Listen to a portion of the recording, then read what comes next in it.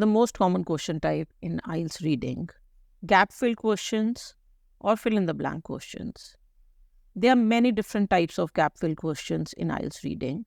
One is complete the sentences, where you just have single sentence for each of the question. This question type has questions in the same order as the information in the text. Apart from complete the sentences, in gap fill questions, you could have complete a table, notes, summary completion, etc. Now, according to the official information on IELTS website, these question types may have answers slightly out of order in the passage. That means maybe you could find the first answer first, then the third one, and then the second one. But the answers are very close to each other. They are from one part of the passage, so maybe from 2 to 3 paragraphs. However, in my experience, the answers are almost always in order, even in case of these gap fill questions. So when I am attempting them, I attempt them with the assumption that the questions are in the same order as the information in the text. As for what needs to be done in this question type, they are very similar to short answer questions. There are clear instructions above the questions about how many words can be used. A hyphenated word is one word. Exceeding the number of words that are allowed would mean that your answer would be marked incorrect even if it is correct. You would find the exact word or words in the passage that need to be put into the blank.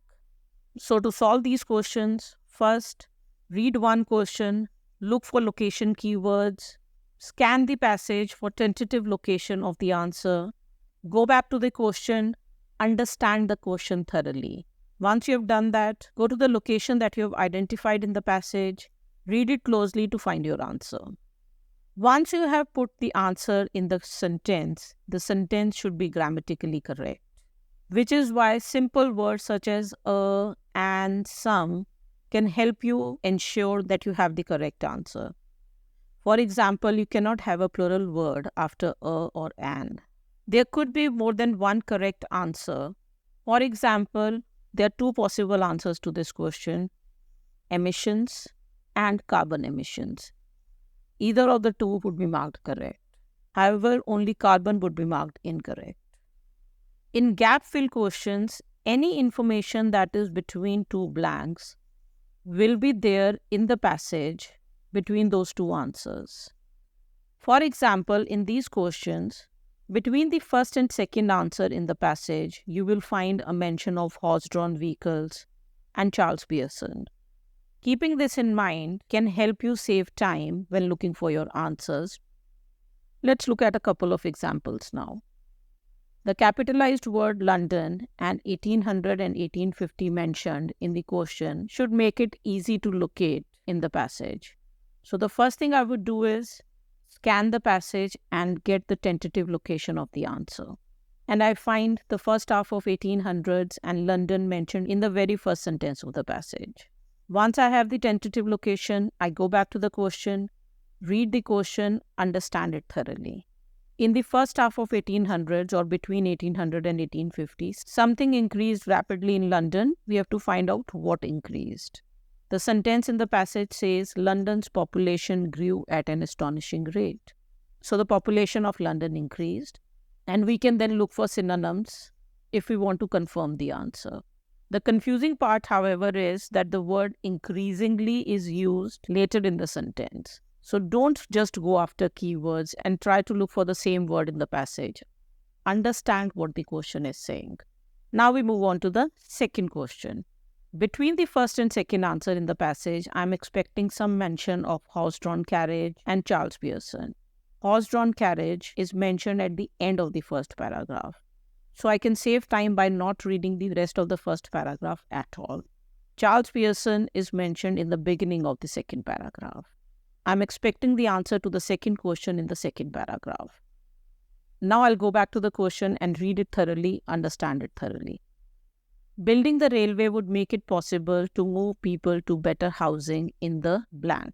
What the question means is that if the railway is built, people will be able to move to better housing. Where will this better housing be, or what will be the location of the better housing? This answer is slightly trickier to find because the information that is mentioned in one sentence in the question is spread over two long sentences in the passage. The answer to this question is suburbs. In the description of this video, you'll find link to a video which discusses all these questions in detail. Knowing the question types helps you decide which questions to do first and know the right technique for each question type. Basically, it helps you find answers quickly and correctly. Most of the question types have answers in the same order as the information in the text. In case of all of these question types, our target is always to look for location key information in the questions, scan the passage for the location of the answer, then read the question carefully, understand the question, and then focus on that part of the passage where we expect the answer to be. All the different methods of solving these question types that I've recommended in this video are just that, recommendations and suggestions. Obviously, your target is to find the answer. Practice a lot. See what method works the best for you. But certainly, knowing each question type well helps you identify that method for yourself. Most importantly, you need this knowledge of different question types to figure out which question type to do first. And finally, practice is crucial. However, just do not practice one test after another without pausing to understand why you made the mistakes that you did. So do a practice test, correct it, go back and figure out why you made every single mistake, and then move on to the next one.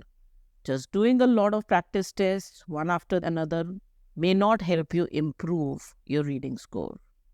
That's it for now. Hope this helped you. All the very best.